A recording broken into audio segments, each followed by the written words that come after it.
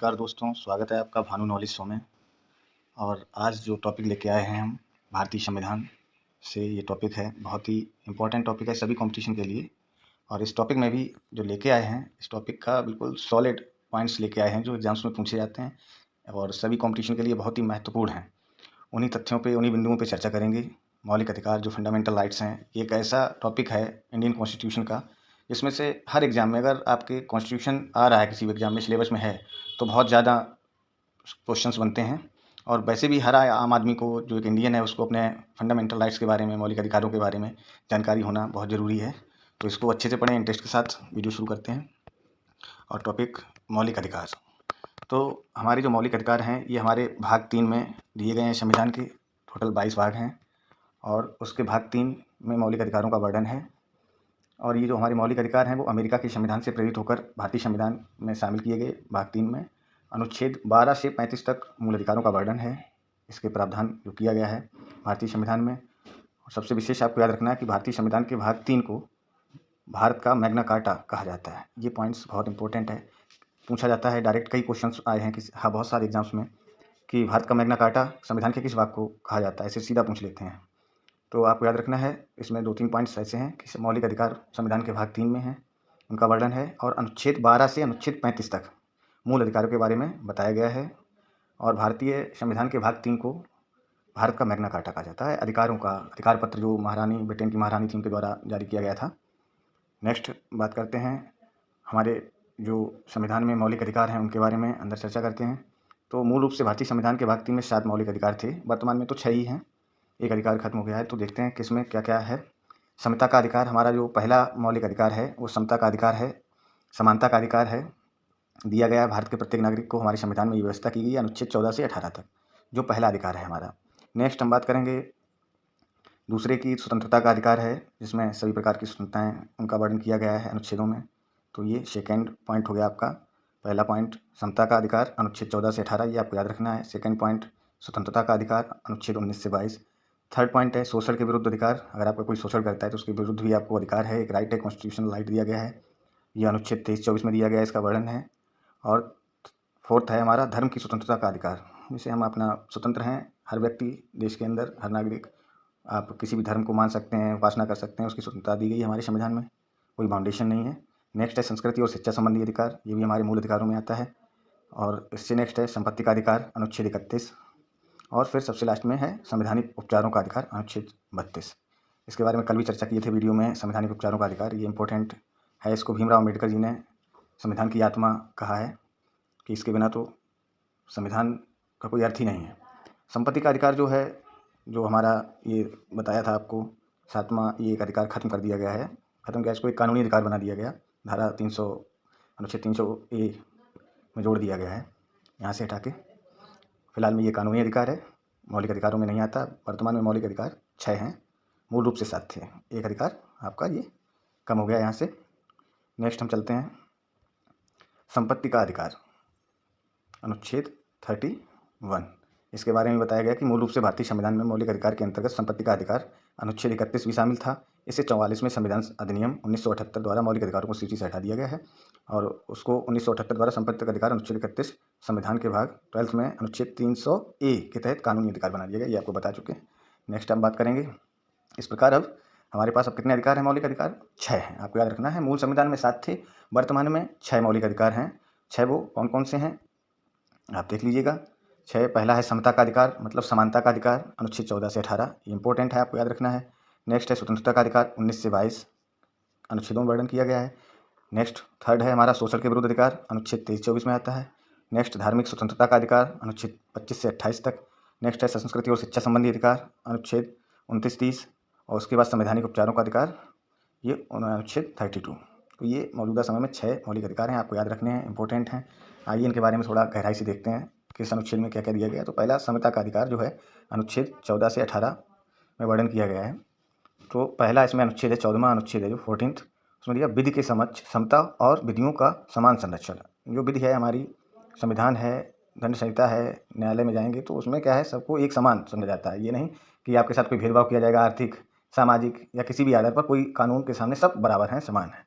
आप देखते होंगे अदालतों में, चाहे वो कोई कितना बड़ा हो, पावरफुल हो, लेकिन सब एक समान, सबके लिए एक ही विधि है।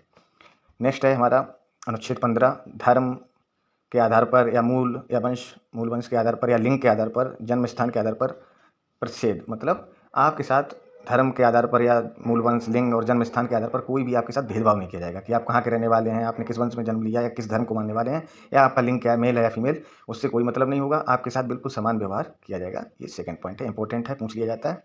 विधि की समझ क्षमता, ये भी आ जाता है सीधा सीधा। लोक नियोजन के विषय में अवसर की समता, तो लोक नियोजन जैसे सरकारी नौकरियों में जब अवसर दिया जाता है, उसमें भी आपको मतलब समानता अवसर की दी जाएगी। कोई भी लोक नियोजन कोई नियुक्ति की जाएगी, उसमें अनुच्छेद 16 है ये। नेक्स्ट है बहुत ही इंपॉर्टेंट 17, तो 17 को आपको बहुत अच्छे से याद रखना है। ये अस्पृश्यता का अंत और उसका आचरण निषिद्ध, मतलब आप छुआछूत का अंत है, इसको कह सकते हैं। आप छुआछूत नहीं कर सकते किसी को इस आधार पर कि आप उसको टच करने से या कोई भेदभाव नहीं कर सकते हैं, छुआछूत का अंत है। अनुच्छेद 17 बहुत इंपॉर्टेंट है, मोस्ट इंपॉर्टेंट, आप इसको याद रखना है। नेक्स्ट है आपका अनुच्छेद 18, सेना या विद्या संबंधी सम्मान के सिवाय सभी उपाधियों पर रोक।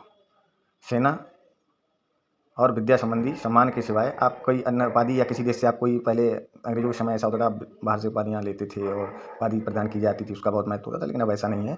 आप संवैधानिक नियमों के अनुसार ही कोई उपाधि ले सकते हैं गवर्नमेंट। तो नेक्स्ट अब चलते हैं। नेक्स्ट स्वतंत्रता का अधिकार जो है हमारा दूसरा अधिकार, पहला समता या समानता का अधिकार था जो अनुच्छेद 14 से 18 हमको याद है। नेक्स्ट याद रखना है सेकेंड स्वतंत्रता का अधिकार, इसमें अनुच्छेद 19, 20, 21, 22 चार अनुच्छेद दिए गए हैं। चारों को देखते हैं, अच्छे से समझते हैं कि पहला जो इसमें पॉइंट है, पहला पॉइंट है कि 6 अधिकारों की सुरक्षा। कौन कौन से 6 अधिकार हैं?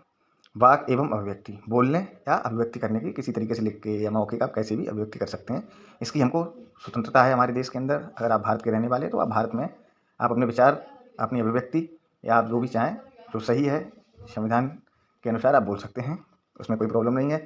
नेक्स्ट आपका सेकेंड पॉइंट है सम्मेलन, आप कहीं पर भी निर्विवाद रूप से आप सम्मेलन कर सकते हैं, उसकी स्वतंत्रता है। आप एक संघ बना सकते हैं, थर्ड पॉइंट है, संघ बना सकते हैं देश के अंदर कहीं पे भी आप अपना संघ बना के और अपनी अभिव्यक्ति या सम्मेलन करना चाहते हैं कर सकते हैं। संचरण, आप देश के अंदर कहीं पे भी निर्विवाद रूप से आ जा सकते हैं, कोई रोक टोक नहीं होगी, ये आपको स्वतंत्रता मिली है, हमारे संविधान ने दी है। फिफ्थ है निवास, आप निवास कर सकते हैं, देश भर में आप कहीं पे भी निवास कर सकते हैं। नेक्स्ट है वृत्ति आप व्यवसाय कर सकते हैं, अनुच्छेद 19, ठीक है। नेक्स्ट आप चलते हैं, ये 19 अनुच्छेद में ये इस प्रकार की 6 अधिकारों की सुरक्षा दी गई है हम लोगों को। आप बोल सकते हैं, अभिव्यक्ति की, सम्मेलन, संघ बना सकते हैं, संचरण कर सकते हैं, निवास कर सकते हैं, व्यवसाय कर सकते हैं। नेक्स्ट दूसरा है जो अनुच्छेद 20, अपराधों के लिए दोष सिद्ध के संबंध में संरक्षण। ये भी बहुत इंपॉर्टेंट है, पूछा जाता है कि आप अपराध, जैसे किसी ने कोई अपराध कर दिया तो उसका दोष सिद्धि उस पर जब तक नहीं हो जाएगी तब तक उसको एक आप वो नहीं मान सकते कि आप कह देंगे कि ये, उसको वैसे ही ट्रीट किया जाएगा जैसे एक आम आदमी को ट्रीट करते हैं, आपने देखा होगा। जब उस पर दोष सिद्ध हो जाएगी तभी उसको सजा। और दूसरी चीज़ ये है इसमें कि आप एक व्यक्ति को किसी एक ही कानून के तहत और एक ही बार सजा दे सकते हो। ये नहीं किसी ने चोरी कर ली, आज आपने उसको एफआईआर कर दी, कोर्ट में केस चला, उसको सज़ा दे दी गई, कल कोई फिर जाए फिर उसकी वही चोरी के लिए फिर केस कर दे, तो किसी व्यक्ति को एक केस में एक ही बार सज़ा मिलेगी, ये प्रावधान किया गया है। और उस समय, जिस समय उसने वो काम किया है, गलत कृत्य किया है, गैर कानूनी कार्य किया है, उस समय जो कानून था उस चीज़ के लिए, उस व्यवस्था के लिए, उसी के तहत उसको सज़ा दी जाएगी, ना कि बाद में कोई परिवर्तन कर दिया गया है तो उसके अनुसार दी जाए। नेक्स्ट आपकी प्राण एवं दैहिक स्वतंत्रता का संरक्षण, हम लोगों को अपने प्राणों की, जीवन की और दैहिक शारीरिक सुरक्षा, मतलब स्वतंत्रता दी गई है, जीवित रहने की प्राण और दैहिक स्वतंत्रता का संरक्षण दिया गया है अनुच्छेद 21 में। नेक्स्ट पॉइंट है प्रारंभिक शिक्षा का अधिकार, अनुच्छेद 21 से, टाइप करने में मिस्टेक हो गई, इसमें थोड़ा ए और जोड़ना चाहिए था, 21A, ये बाद में जोड़ा गया था। प्रारंभिक शिक्षा का अधिकार अनुच्छेद 21A याद रखना है, ये संशोधन द्वारा जोड़ा गया था, तो इसमें 6 से 14 वर्ष के बच्चों को फ्री निःशुल्क शिक्षा का प्रावधान किया गया है। नेक्स्ट अनुच्छेद 22 की बात करें तो कुछ दशाओं में गिरफ्तारी और निरोध का संरक्षण, ये आप वो शाम को रात के समय नहीं कर सकते, ये सारे नियम हैं, उसमें गहराई से जाने की जरूरत नहीं है, आपको इतना याद रखना है अनुच्छेद 22 में कुछ दशाओं में गिरफ्तारी का निरोध और संरक्षण। इसमें इंपॉर्टेंट हैं जैसे प्रारंभिक शिक्षा का अधिकार, अनुच्छेद 21 याद रखना है, बहुत इंपॉर्टेंट है। प्राण एवं दैहिक स्वतंत्रता का संरक्षण, ये 21 में दिया गया है। अपराधों का 20, ये भी याद रखना। और हमें 6 अधिकारों की सुरक्षा जो दी गई है वो आपको अनुच्छेद 19, इसी में 19 में ही ए या 1 पार्ट करके आता है जो अभिव्यक्ति की स्वतंत्रता है, इसी के अंतर्गत प्रेस की स्वतंत्रता आती है, ठीक है। नेक्स्ट चलते हैं शोषण के विरुद्ध अधिकार, अनुच्छेद 23-24, ये इनमें शोषण के विरुद्ध अधिकार हम लोगों को प्राप्त हैं।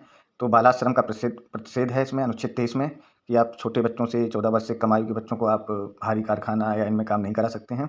और कारखानावाद में बच्चों नियोजन का प्रतिषेध, वो भी अनुच्छेद 24 में दिया गया है। आप किसी को बंधुआ मजदूर नहीं बना सकते हैं। दास बना के रखते थे, वो दास प्रथा का आपको चलन पता होगा, ऐसे स्त्री किसी को ज़बरदस्ती आप कार्य पे नहीं लगा सकते हैं। नेक्स्ट आप फोर्थ बात करेंगे, धर्म की स्वतंत्रता का अधिकार।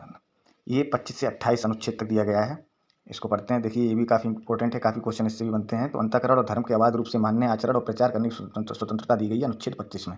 आपको याद रखना, आप किसी भी धर्म को मान सकते हैं, आचरण कर सकते हैं, उसका प्रचार प्रसार कर सकते हैं, उस पर कोई रोक टोक नहीं। भारत भर में आप कोई भी धर्म मान सकते हैं। नेक्स्ट आप टॉपिक जो पॉइंट है वो अनुच्छेद 26, धार्मिक कार्यों के प्रबंध की स्वतंत्रता। प्रबंध करते हैं आप, कोई भी जन्माष्टमी मनाते हैं, गणेश चतुर्थी या कोई भी प्रोग्राम करते हैं, तो आपको निर्विवाद रूप से आपको कोई रोक टोक नहीं है, आप मना सकते हैं, सेलिब्रेट कर सकते हैं। नेक्स्ट 27 अनुच्छेद की बात करें, किसी धर्म की अभिवृद्धि के लिए करों के समुदाय के बारे में स्वतंत्रता दी गई है। और उससे भी नेक्स्ट है, कुछ शिक्षा संस्थाओं में धार्मिक शिक्षा या धार्मिक उपासना में उपस्थित होने के बारे में स्वतंत्रता दी गई। जैसे ये हमारे इस्लाम धर्म को मानने वाले लोगों के मदरसे वगैरह होते हैं, उसमें धार्मिक शिक्षा भी दी जाती है। तो इस हिसाब से इनको पॉइंट्स को आपको याद रखना है। नेक्स्ट हम पाँचवा जो हमारा मूल अधिकार है, संस्कृति और शिक्षा संबंधी अधिकार, अनुच्छेद 29 से 30, ये 2 अनुच्छेद हैं, ये भी काफ़ी इंपॉर्टेंट हैं, तो इनको ध्यान रखना है हमें अच्छे से। ये अनुच्छेद 29 कहता है कि अल्पसंख्यकों की भाषा, लिपि और संस्कृति की सुरक्षा उनको दी गई। जो अल्पसंख्यक लोग हैं, माइनॉरिटी के लोग हैं, उनको अलग से प्रावधान किया गया मूल अधिकारों में, क्योंकि भाषा, लिपि और संस्कृति की सुरक्षा की गारंटी देता है अनुच्छेद 29। और उसके बाद शिक्षण संस्थाओं में की स्थापना करना और प्रशासन करने का अल्पसंख्यक वर्गों का अधिकार है। वो अपने शिक्षण संस्थाएं स्थापित कर सकते हैं, उनका प्रशासन, उनका अधिकार दिया गया है ये माइनॉरिटी को। अनुच्छेद 30 क्वेश्चन आते हैं, इससे बनते हैं। नेक्स्ट छठा हमारा जो है, ये संवैधानिक उपचारों का अधिकार, ये इंपॉर्टेंट है, बहुत पूछा जाता है ये भी। संवैधानिक उपचारों का अधिकार अनुच्छेद 32 में दिया गया है। और ये मूल अधिकारों को प्रवर्तित कराने, अभी तक जो 5 अधिकार हमने पढ़े थे, इनमें अधिकार पढ़े थे, अनुच्छेद पढ़े थे, उनको प्रवर्तित कराने के लिए उच्चतम न्यायालय जाने का अधिकार है। अगर आप कोई उल्लंघन करता है गवर्नमेंट द्वारा या किसी भी तरह से आपके मूल अधिकारों का हनन हो रहा है, तो आप सुप्रीम कोर्ट जा सकते हैं इनको प्रवर्तित कराने के लिए, इनको लागू करवाने के लिए। इसमें 5 तरीके की रिट जारी करता है सुप्रीम कोर्ट, बंदी, प्रत्यक्षीकरण, परमादेश, प्रतिषेध, उत्प्रेषण और अधिकार परीक्षा, इनको लागू करवाने के लिए। अब थोड़ा इससे रिलेटेड जो पॉइंट्स है वो जान लेते हैं। तथ्य है, डॉक्टर भीमराव अम्बेडकर ने कहा था कि अगर मुझसे संविधान के उस एक आर्टिकल को चुनने के लिए कहा जाए, इतने सारे 395 आर्टिकल्स हैं, उनमें से जो हमारे बी आर अम्बेडकर, जिनको शिल्पकार कहा जाता है संविधान का, तो उन्होंने इसको इतना महत्व दिया है। उन्होंने कहा कि मुझे कोई अगर एक आर्टिकल चुनने के लिए कहा जाए, एक अनुच्छेद चुनने के लिए कहा जाए, जिसके ना होने से संविधान महत्वहीन हो जाएगा, तो मैं आर्टिकल 32 का चुनाव करूंगा। आर्टिकल 32, यही आर्टिकल जो संवैधानिक उपचारों का अधिकार है, ये संविधान की आत्मा भी है और हृदय भी है, ये उन्होंने कहा था। और डॉक्टर अम्बेडकर ने संविधान का सबसे महत्वपूर्ण अनुच्छेद 32 को बताया था और कहा था कि इस अनुच्छेद के बिना संविधान अर्थहीन है, यह संविधान की आत्मा और हृदय है। किसी भी मौलिक अधिकार के प्रवर्तन के लिए सर्वोच्च न्यायालय या सुप्रीम कोर्ट के पास निर्देश, आदेश या रिट जारी करने का अधिकार है। सर्वोच्च न्यायालय द्वारा निम्नलिखित रिट जारी की जाती है, आपको बता चुका हूँ मैं, बंदी, प्रत्यक्षीकरण रिट, परमादेश रिट, प्रतिषेध रिट, उत्प्रेषण रिट और अधिकार परीक्षा, ये 5 प्रकार की रिटें जारी करते हैं। आपको याद रखना है, सुप्रीम कोर्ट मूल अधिकारों का प्रवर्तन कराने के लिए, उनको लागू करवाने के लिए ये 5 प्रकार की रिटें जारी करता है। नेक्स्ट अब कुछ क्वेश्चंस इसी टॉपिक से रिलेटेड जो आपने अभी तक पढ़ा है, हम आपसे पूछेंगे, आप कमेंट बॉक्स में उनके आंसर दे सकते हैं। पहला क्वेश्चन है, इनमें से कौन सा भारतीय संविधान के अनुसार मौलिक अधिकार नहीं है। अभी आपने पढ़े हैं कि मूल संविधान में जो हमारा था उसमें 7 मौलिक अधिकार थे, अब 6 हैं। तो देखते हैं इसमें कौन कौन से हैं। पहला ऑप्शन है संवैधानिक उपचारों का अधिकार, ये तो अभी चर्चा कर ही रहा था। जो बी आर अम्बेडकर हमारे संविधान के शिल्पकार थे, निर्माता थे, उन्होंने इसको सबसे इम्पोर्टेंट उनके लिए था, तो ये पहला ऑप्शन है, तो ये तो दिया ही गया है, बिल्कुल सही है। दूसरा संपत्ति का अधिकार, ये मूल संविधान में था लेकिन अब नहीं है, अब मौजूदा टाइम नहीं है, ये गलत हो गया। ये है, तो इसके मतलब कौन नहीं है, क्या पूछा गया, कौन नहीं है, तो कौन सा नहीं है, संपत्ति का अधिकार, तो यही जो गलत है, यही सही हो गया, ऑप्शन बी अब राइट हो गया। ठीक है, तो नेक्स्ट क्वेश्चन पे चलते हैं। भारतीय संविधान द्वारा भारतीय नागरिकों को कुल कितने मौलिक अधिकार प्रदान किए गए थे। बात समझ रहे, भाषा को क्वेश्चन की बहुत अच्छे से आपको करना है कि भारतीय संविधान द्वारा भारतीय नागरिकों को कुल कितने मौलिक अधिकार प्रदान किए गए थे या किए गए हैं और थे, इतने में ही डिफरेंस हो जाता है, और मिस कर देते हैं क्वेश्चन को, गलत ऑप्शन लगा देते हैं जल्दबाजी में। तो आपको पता होना चाहिए कि भारतीय संविधान द्वारा किए गए थे कितने, 7, हम लोग चर्चा करते आए थे, कितने किए गए थे, 7, तो ये बी ऑप्शन राइट हो जाएगा। 6 मौजूदा समय में वर्तमान में है, 4 तो कोई है ही नहीं, कोई बनता ही नहीं, 5 भी नहीं है, तो ये ध्यान रखें आप। नेक्स्ट क्वेश्चन की बात करें, थर्ड क्वेश्चन है, भारतीय संविधान के अंतर्गत मूल अधिकारों का संरक्षक कौन है। मूल अधिकारों को संरक्षण कौन प्रदान करता है या संरक्षक कौन है। अगर संरक्षक मतलब जो हमें कोई कमियां, हमें कोई समस्या है, तो सुनने वाला कौन है, उसको समझने, उसको उसका निस्तारण करने वाला कौन है, तो पहला ऑप्शन है संसद तो नहीं होगा, क्योंकि मूल अधिकारों को लागू कराना या प्रवर्तन कराना संसद का कार्य तो है नहीं, संशोधन जरूर कर सकती है इसमें। राष्ट्रपति भी नहीं कराते हैं। न्यायपालिका, बिल्कुल सही, हमारा सुप्रीम कोर्ट न्यायपालिका का सबसे अहम, सबसे बड़ा या सर्वोच्च कह सकते हैं हमारा संरक्षक है, मंत्रिमंडल, ये भी गलत हो गया, तो ऑप्शन सी राइट हो गया, बिल्कुल सही है ऑप्शन सी। और न्यायपालिका द्वारा अनुच्छेद 32 में आपने देखा होगा कि संरक्षक जो प्रवर्तन कराता है तो वही इसका संरक्षक है न्यायपालिका द्वारा। फोर्थ क्वेश्चन, भारत के संविधान में मौलिक अधिकारों को पारित करने का विचार किस देश के संविधान से प्रेरित था? इस शुरुआत में ही आपने पढ़ा था किस देश से प्रेरित था, किस देश से लिया गया था। तो अब देखते हैं, पहला ऑप्शन है कनाडा। कनाडा गलत है, बिल्कुल रॉन्ग हो गया। नेक्स्ट है ऑस्ट्रेलिया, ऑस्ट्रेलिया भी गलत है। थर्ड है अमेरिका, ये राइट है। ब्रिटेन, ये भी रॉन्ग है। तो इसमें आपने स्टार्टिंग में ही पढ़ा था कि अमेरिका, ये हमारे जो मौलिक अधिकारों को पारित करने का विचार कहाँ से लिया गया था? अमेरिका। सबसे पहले अमेरिका ने ही अपने संविधान में इनको शामिल किया था, अपने नागरिकों को दिया था। नेक्स्ट 5 क्वेश्चन, भारत के संविधान के किस भाग में भारत के नागरिकों के मौलिक अधिकार मौजूद हैं? किस भाग में? ये चीज़ आपको स्टार्टिंग में वीडियो के बता दी थी कि किस भाग में हमारे मौलिक अधिकार दिए गए हैं। भाग 3 में। पहला ए ही राइट हो गया, इसका ए ऑप्शन ही राइट हो गया है। भाग 3, भाग पहले में संघ राज्य क्षेत्र का वर्णन किया गया है, नागरिकता दूसरे भाग में है, चौथे में डीपीएसपी है, नीति निदेशक तत्व है। तो भाग 3 याद रखना है आपको। ये क्वेश्चन का कई बार पूछे गए हैं कॉम्पिटिशन में। नेक्स्ट 6 क्वेश्चन है, भारतीय संविधान में न्यायालय में कौन प्रवर्तनीय है? किन के लिए आप न्यायालय की शरण ले सकते हैं, न्यायालय द्वारा लागू करवा सकते हैं, आपका अधिकार है किन को? तो नंबर फर्स्ट है नीति निदेशक सिद्धांत। डीपीएसपी हमारे ये न्यायालय में प्रवर्तनीय नहीं है, क्योंकि ये सरकार हमारी राज्य की विवेक पर निर्भर करता है कि वो इनको लागू करे या ना करे। इसके लिए आप न्यायालय की शरण नहीं ले सकते हैं। सेकेंड है प्रस्तावना, इसके लिए भी नहीं आ सकते हैं। सी है मूल कर्तव्य, ये भी नहीं है, हमारे कर्तव्यों को पालन हम लोगों के लिए है, कंपलसरी है, करना चाहिए, लेकिन इसके लिए आप न्यायालय की शरण नहीं ले सकते हैं। और डी ऑप्शन है मूल अधिकार, जो टॉपिक पढ़ रहे हैं बिल्कुल राइट है। मूल अधिकार जो न्यायालय में प्रवर्तनीय है, इनके लिए आप सुप्रीम कोर्ट, हाई कोर्ट जा सकते हैं इनको लागू करवाने के लिए, या अगर इनका हनन हो रहा है। नेक्स्ट 7, समानता का अधिकार भारतीय संविधान के किन 5 अनुच्छेदों में दिया गया? तो हमारा पहले ही अधिकार है, ये जो 6 अधिकार मौजूदा समय में हैं, वर्तमान समय में 6 अधिकार हैं जो मूल अधिकार हैं, उनमें से पहला है हमारा समानता या समता का अधिकार। आपको हमने भी बताया समानता या समता का अधिकार, जो कि स्टार्टिंग में ही आपको बताया था अनुच्छेद 14 से अनुच्छेद 18 तक दिया गया है। ये ऑप्शन सी राइट हो जाएगा। बाकी अनुच्छेद 5 से 9 ये तो नागरिकता संबंधी हैं, 9 से 13 ये तो है ही नहीं, गलत है बिल्कुल। 17 से 21 ये भी नहीं है। नेक्स्ट हम बात करेंगे नेक्स्ट 8वें क्वेश्चन की, भारतीय संविधान की छुआछूत उन्मूलन से संबंधित अनुच्छेद है। छुआछूत अस्पृश्यता का अंत आपको पढ़ाया था 8वां क्वेश्चन, तो इसी से पूछ लिया गया। तो अनुच्छेद 14 बिल्कुल नहीं होगा, अनुच्छेद 15 ये भी नहीं होगा, अनुच्छेद 17 ये राइट है, इसको आपको बताया था। 18 ये भी नहीं होगा, तो राइट आंसर हो गया आपका सी वाला हो गया राइट। नेक्स्ट 8वां, भारतीय संविधान की छुआछूत उन्मूलन से संबंधित अनुच्छेद है। 8वां AC का हो गया, सॉरी।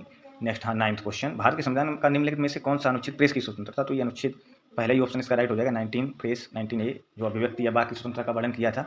और ये 20 ये रॉन्ग हो जाएगा, 21 ये भी गलत हो जाएगा। अनुच्छेद 19 याद रखना है आपको। 10 क्वेश्चन, स्वतंत्रता का अधिकार संविधान के किन अनुच्छेदों में वर्णित है? तो पहला समता या समानता का था, जो 14 अनुच्छेद 14 से लेकर 18 तक। उसके बाद नेक्स्ट स्वतंत्रता का अधिकार था, जो 19 से लेकर 22 तक। तो ए तो समता वाला हो गया, तो ये तो गलत हो गया, ए गलत हो जाएगा आपका, ए गलत हो जाएगा, बी राइट हो जाएगा, क्योंकि 19 से 22 दूसरा अधिकार हमारा स्वतंत्रता का अधिकार है। और सी ये भी रॉन्ग, ये भी रॉन्ग, तो आंसर बी हो जाएगा राइट, ये राइट है। नेक्स्ट 11 क्वेश्चन की बात करें, भारतीय संविधान के किस अनुच्छेद के तहत राष्ट्रीय ध्वज फहराने का अधिकार है? हम लोग अभी 15 अगस्त हमारा जो स्वतंत्रता दिवस था, तो बहुत जोर शोर से एक बार जुनून के साथ सब लोगों ने हर घर तिरंगा अभियान चलाया गया, हर घर पे फहराया गया। पहले हम लोगों को अधिकार नहीं था, ये बाद में दिया गया हम लोगों को। पहले जो गवर्नमेंट के ऑफिस थे वहीं पे आप इसको फहरा सकते थे। अब हर घर फहराने का अधिकार जो हमको ये मूल अधिकारों में शामिल किया गया था, तो हमको प्राप्त है। तो ये किस अनुच्छेद के तहत प्राप्त है आपको याद रखना है। तो अनुच्छेद 19(1) ये इसी में ही आता है, 19(1) के तहत आप फहरा सकते हैं। और बाकी ऑप्शंस ये A, C, D रॉन्ग हैं, option B is right. Next 12 question की बात करते हैं, निम्नलिखित में से भारतीय संविधान का कौन सा अनुच्छेद शोषण के विरुद्ध अधिकार प्रदान करता है? शोषण के विरुद्ध आपको बताया था कि समानता, स्वतंत्रता, जो 6 अधिकार हैं उनमें नेक्स्ट है शोषण के विरुद्ध अधिकार, तीसरा अधिकार जो बताया था। तो इसका ऑप्शन हो जाएगा 12 का सी। 23 19 ये तो प्रेस या उसकी स्वतंत्रता का वर्णन करता है। और 17 छुआछूत अस्पृश्यता का अंत है, ये भी रॉन्ग हो जाएगा, ये भी रॉन्ग हो जाएगा। अनुच्छेद 23 किसी जीवन प्राण या दैहिक स्वतंत्रता का है, तो सी ऑप्शन राइट हो जाएगा आपका। नेक्स्ट 13 क्वेश्चन, भारतीय संविधान का कौन सा अनुच्छेद अल्पसंख्यकों के हितों की रक्षा से संबंधित है? आपको ये अभी पढ़ा चुका हूँ, आपको याद होगा अल्पसंख्यकों से संबंधित कौन सा ऑप्शन था। तो अनुच्छेद 26, 27 ये हमारे धार्मिक स्वतंत्रता, अनुच्छेद 28, 29 ये आपने पढ़े थे। तो अल्पसंख्यकों के हितों की रक्षा संबंधित आपको अभी थोड़ी देर पहले पढ़ाए हैं, आप वीडियो बैक जाके देख सकते हैं। ये ऑप्शन सी राइट हो जाएगा, ए बी ये रॉन्ग हो जाएंगे, डी रॉन्ग हो जाएगा। अनुच्छेद 28 जो अल्पसंख्यकों की हितों की रक्षा से संबंधित है। आपको ध्यान रखना है। ऐसे ही बहुत सारे क्वेश्चन बनते हैं। तो कैसा लगा वीडियो आप लोग बताएं। वीडियो को देखें, अच्छे से समझें, और बहुत ही जो टॉपिक भी है उसमें से इम्पोर्टेंट पॉइंट्स ही लेके आए हैं हम। बिल्कुल कोई गैर महत्वपूर्ण टॉपिक में चीज़ को कोई जोड़ना भी नहीं चाहते हैं, काफ़ी मेहनत करके बना रहे हैं। तो वीडियो को लाइक करिए, चैनल को सब्सक्राइब करिए, कमेंट करिए और वीडियो को शेयर करें। Thank you for watching. Thank you so much everyone.